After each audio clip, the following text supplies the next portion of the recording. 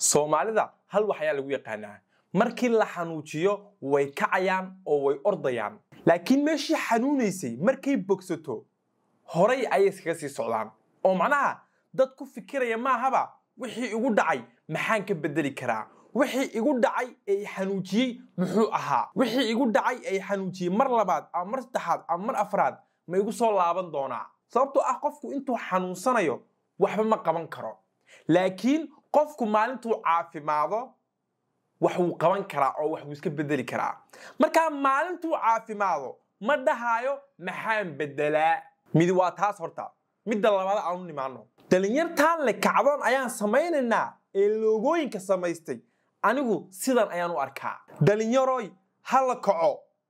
waddankeennii waa la wareegay maalin walbaba qarax baa ka dhacaya waddankii maalin walbaba caruurteennii iyo hooyooyinkeennii ayaa waddanka lagu laynayaa aanu kacno amxaarada waddanka aanu ka saarno shaqooyinkeennii bay qaateen xalana waxa laga qabto ma garanayno Soomaaliya fadhiga ka kaca oo banaanbaxa oo wax walba oo diidan tihiin sidoo adduunku u arko banaanka u soo baxo sheegta xaqna askari jooga askarada daawana waxay dhahaan dad kuban eegaya bal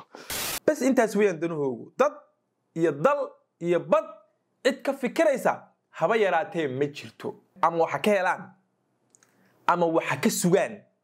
ama inagu wax aynaan ogeyn baba ومعناه أنو كوري هاين بابا هاوصو صعبه أما مستقبل كدنبها كفكرانه وحوم باجرة إيه قدام وحاسة جرا مرة هاي لكن وحباجرة من ذكر دad كان لوجوين كسميسنا إلى كعدان ما سميننا وادد يجي لفت الكود هدين لوشو ديب لو إيرو ولا صوب بعرو ولا بعتني أفر ساعات كلياته لجلي وقت نلوشو ده للصوه هلا يجي أو قبيل يقبيلات كنا معايا oo macnaha le aan waxaan ahay laan dheere aan saasaanahay aan waxaan sameyn karaa aad wax ma sameyn kartid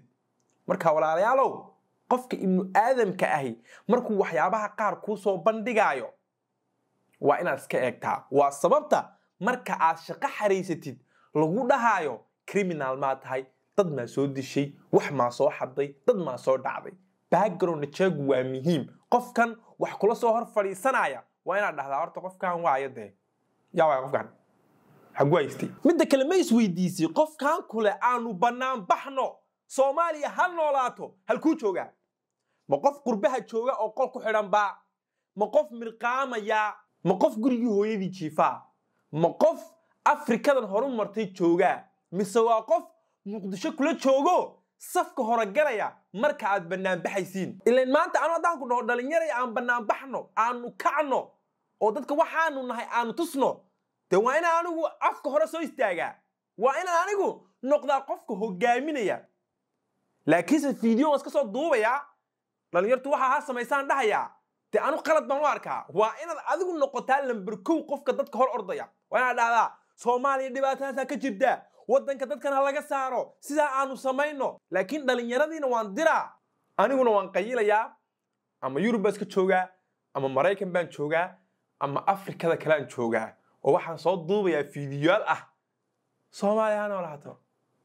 wax macquul ma abe imaamka maanta salaada maghrib ku tujinaya haduu ku yiraahdo ka waran anu niyo fiideo call baan soo galayaayo mana xagaas ka tujinaya soo ku dhimaysid niyo iska dhaaftay dad mar fiideo call soo galaysid qof kala abadeen hor istaagi dhibaato ma jirto ma sidaas kuma dhaysid tanoo sidoo kale hadii la banaabaxayo dadkan telefishinada ka soo hadlaya ama telefoonada isticmaalaya waa inay noqdaan kuwa ugu horeeya ee jiida hore taagan ama iska aamusande ugu dambeyntii aan maxaan leeyahay marka kacdoonkan iyo dhalinyartaan waxaan anigu siinayaa 2 bilood kadib arki maysid wax arintan ka hadlaya sababtoo ah saan hore idin ku sheegay Soomaalidu marka ugu horeysay la dhirbaaxo bay ku dhahayaan maxaa ii dhirbaaxday laakiin xanuunkii markuu ka baabao ciao khayr badan ku rajinaa ku dhahayaan way kaasi tagayaan marka aan dhalinyaradan iyo dadkan buuqaya ee waaweyn waxaan siinayaa 2 bilood kaliyaata waan arki doontiin arintan xay ku dhamaato inta kale waxa arkayay dad la gacanta saan hadii la dhaho waa D5 anu marka hadaan sidan dhaho waa haga laba miya ya hala qaar maskaxdin ka shaqeysiyo okay macna